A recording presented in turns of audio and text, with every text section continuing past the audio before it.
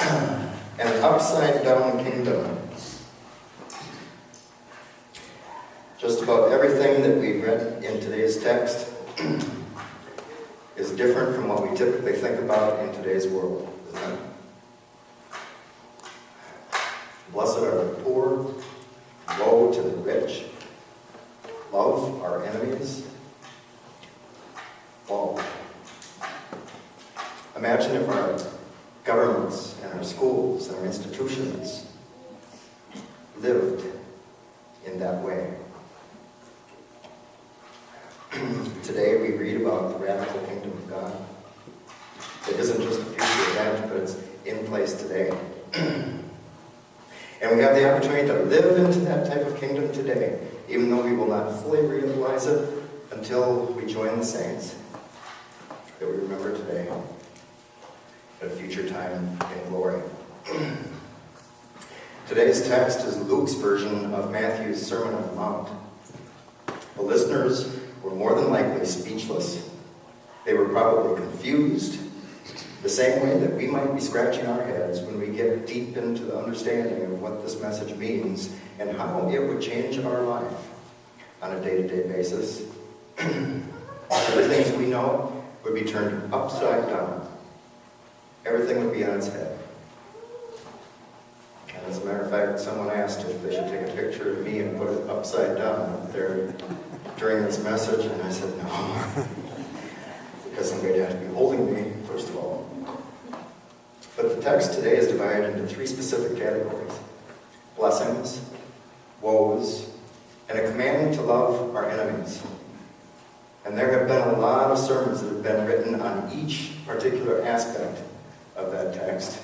And for me to try to cover all three aspects in one sermon would lead to a very shallow commentary. And so for today, I've chosen one verse that I believe speaks volumes about this upside-down kingdom that Jesus is talking about here in the Luke text. And that's Luke 6, verse 20. Blessed are you who are poor, for yours is the kingdom of God. Sitting in this warm church on comfortable seats, among family and friends, in a typical middle-class neighborhood, it's hard to grasp this particular text and what it's saying to us. And so we have to consider the context in which we find the writer as he's describing this sermon by Jesus. Jesus was a working-class carpenter's son, was probably trained in carpentry, and he was walking from town to town, preaching, teaching this very unusual message. His disciples had left their families and their livelihoods to follow this man who claims to be God. And think about that. 2,000 plus years later, we can look back and say Jesus was the Son of God. But imagine if someone walked into the church today and said, I'm the Son of God, listen to everything I say. How quickly would you accept it? This is where the people in these times found themselves as they were listening to this man named Jesus. And so the disciples left their families, they left their jobs for this man who came in and claimed to be the Son of God. They didn't have unemployment income after leaving work. They didn't have health insurance. They didn't have credit cards to rely on. And they didn't have the comforts of a refrigerator, a microwave, laundromats, or showers. They didn't even have a closet with jeans or dress slacks or even dresses. Yeah, there were female disciples as well. The crowd sat in a field listening to this man preach on grass, on rocks. They stood and they listened to this man preach without a microphone, listening intently. And I can just see this field full of people, and people whispering back and forth to help those in the back who can't hear so well find out what it was that message is being said. The Jewish people were under the occupation of the Romans. Taxes to the emperor were ridiculously high, leaving little to live on. But in exchange, the Jewish people would be protected from outside forces. Protection is not something to be taken lightly. The Jewish people lived in a place along the Mediterranean Sea that was a main thoroughfare between Egypt, the Middle East, and the Roman Empire in the north. And they were surrounded by other empires. Babylonian and Persian empires were also in those areas, and all of them would like to have control of that Israeli area because of its central location for commerce. And so the Romans included it. And now, I would say in today's context, it would probably be kind of similar to Chicago, with how all of the traffic from Wisconsin and Michigan and all of the Midwest has to basically travel through Chicago to get around Lake Michigan. This was a similar type of situation. And like most occupying forces, the Romans were very wealthy in comparison to the Jewish people, who basically worked for a minimum wage under their occupiers. These Hebrew people were seeking a leader, someone who could help them escape slave-like conditions. They were looking for a charismatic, a strong and a courageous person who would lead a revolution against this Roman army. And since they were the chosen people of God, they looked towards Jesus and believed that this man, Jesus, was the man who would lead them to freedom from occupying forces. This is the context in which people sat and listened to Jesus teach. And now let's hear verse 20 again. Then Jesus looked up at his disciples and said, "Blessed are you who are poor, for yours is the kingdom of God." The people had come from all around, following after this Son of God that would lead them out of Roman control.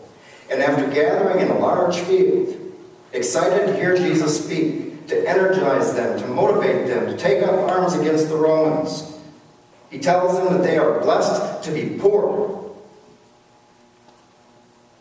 Imagine.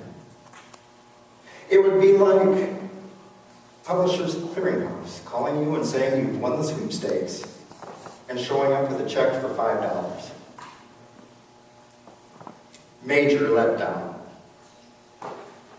Blessed are the poor. The Greek word patokoi is translated poor. Patokoi. It is also described as those who are dependent on others for support, those in need of God's help, people who feel of little value, worthless, or powerless. It's not just financially poor. These are the people who have no social standing, no collateral, and no influence in their societies. They're overlooked, they're overworked, they're underpaid, the forgotten, the unappreciated, and the unloved. What value are they to society? In human worth, in social worth, they are irrelevant. And yet Jesus says they are blessed. They are the people who have no option but to trust God because they recognize that they can't do it on their own. They have no choice but to rely on generosity of others for survival because their own efforts fall short. And while they have little, they are still able to give of themselves, to invest in compassion for others because that's the one thing that they have in abundance. Is there any question why those who have little have historically given the largest percentage of income out in generosity? They know what it means to be poor. They know how it feels to be treated as outcasts, and therefore can connect to others in similar circumstances without judgment, as if someone deserves more than someone else. Jesus and the disciples didn't have much more than the clothes on their back.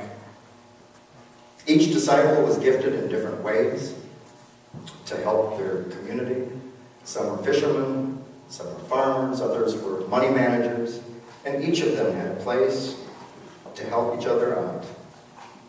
The message that Jesus preached was not about how God's chosen people would lead luxurious lives of plenty and of pleasure.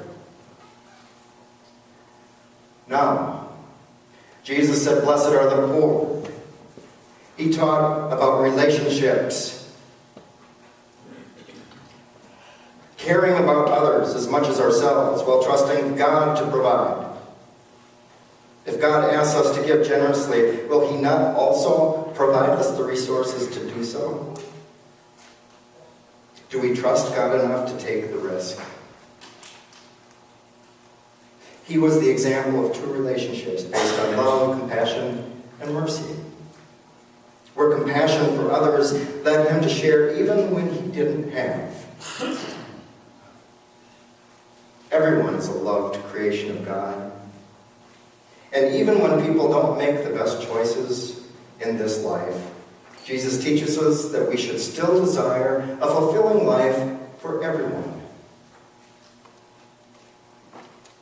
Nobody is more deserving of compassion, love, and mercy than anyone else. Mother Teresa was a beloved contemporary saint. She lived frugally, but never ran out of compassion for others. With little worldly value, she was rich and overflowing in blessings, compassion, and purpose.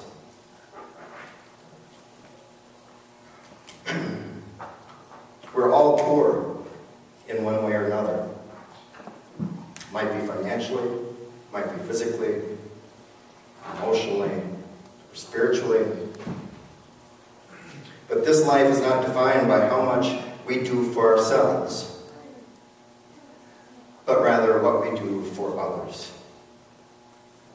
After all, we came into this life with nothing, and we will leave with nothing but the hope and promise of eternity in the presence of our God and Savior. Today we remember the saints, those who have passed on before us, those who learned and taught perseverance, love, and mercy in many different ways. They left their legacies and their faith for us to learn from and to move forward in, and to gain wisdom that comes only from aspects of poverty. We are part of something bigger than ourselves. This congregation, this church, is part of a larger church. It's not about us. It's not about this congregation or that congregation. It's about what we are involved in the larger church. Sharing compassion for all. Let's not forget the meaning, the purpose of life, which is found in relationships. Loving, living, and forgiving one another, just as Jesus has done for us. It is in sharing Jesus' acts of love and mercy with thankful hearts that we are blessed. Amen.